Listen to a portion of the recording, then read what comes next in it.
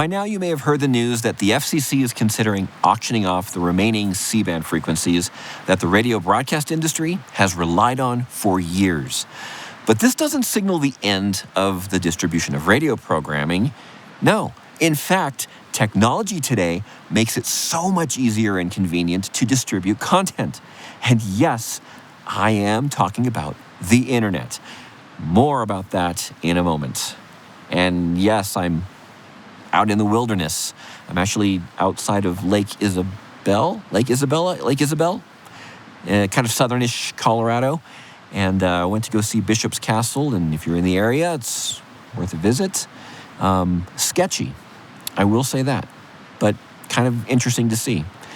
Anyways, today's video is sponsored by Angry Audio, and while they aren't an internet distribution company or a sketchy hand-built castle, they have some amazing devices that help your content sound, well, amazing.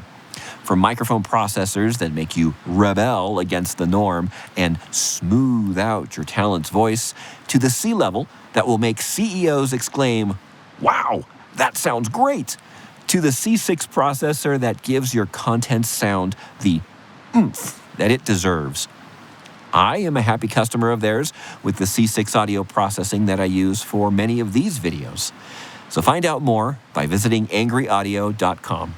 Thanks, Angry Audio, for amazing products and for sponsoring this video.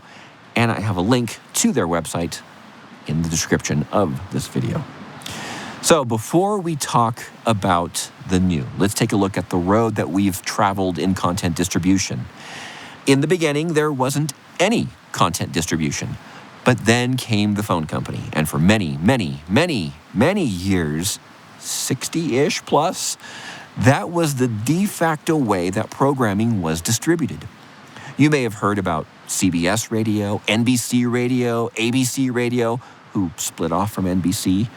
They started out with a phone line network that stretched across the country with the help of good old Ma Bell. And for the most part, that system really didn't change much for about 60 years. Then in the 1980s, satellite distribution started to take over.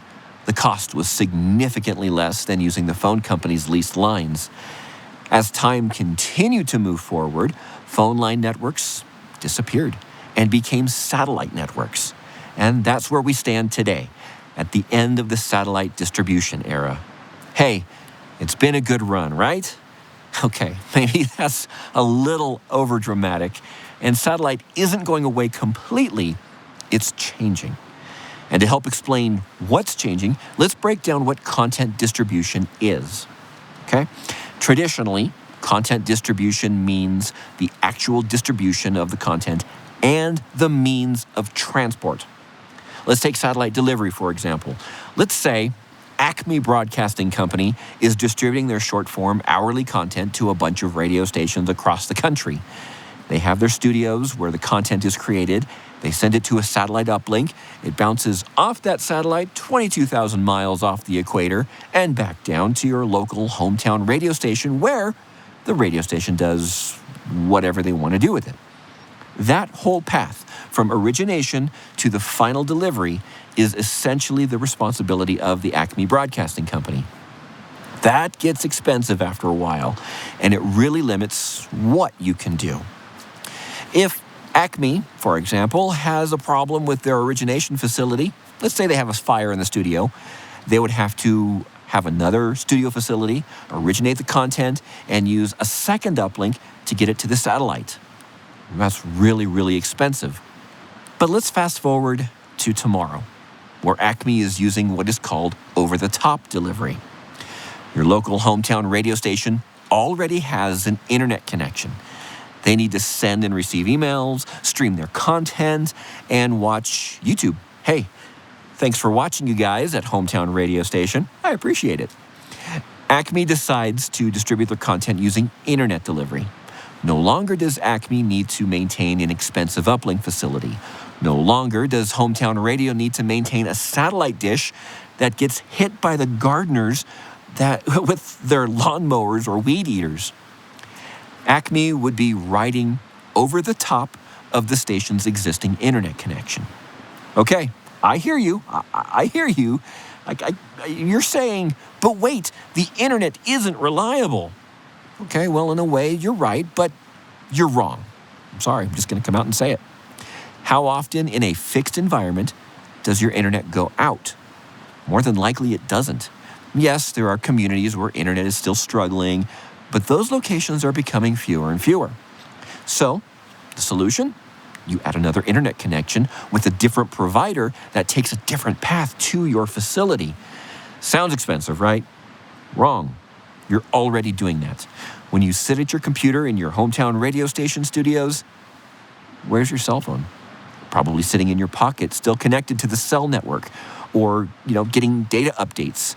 Or, when I said a few moments ago about satellite changing, well, there are now really good options for satellite data with Starlink, soon AST, and who knows who else will throw their hat into the ring of satellite internet delivery.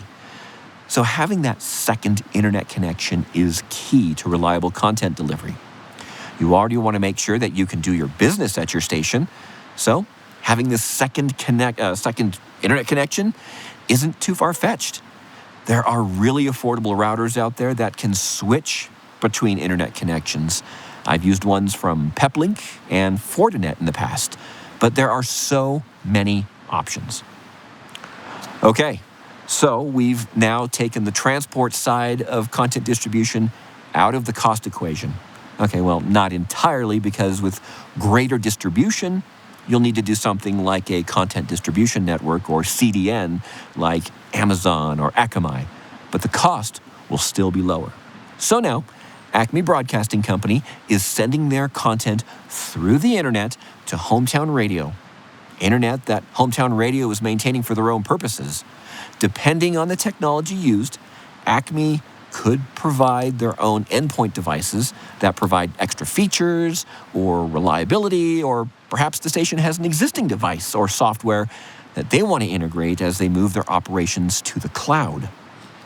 The point is that content will still be distributed and done reliably. Okay, sounds super easy, right? Just spin up some IceCast servers and heck, now I'm a content distribution company. Sorry, it's not that easy. There is so much more that goes on behind the scenes, and all of that is either out of the scope of this video or confidential. So, sorry, I'm not going to be giving you my employer's secrets, but I'm just giving you broad generalities of how the future of content distribution is going to look.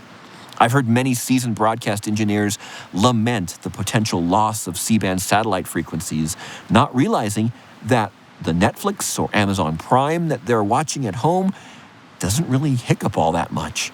And when it does, it's nothing more than a minor annoyance.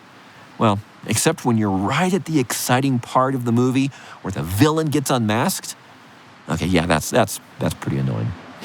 All right, to put a bow on this video, the loss of C-band satellite isn't the end of radio, not by a long shot. Radio has many other things that will kill it way before the loss of C-band has any meaningful impact.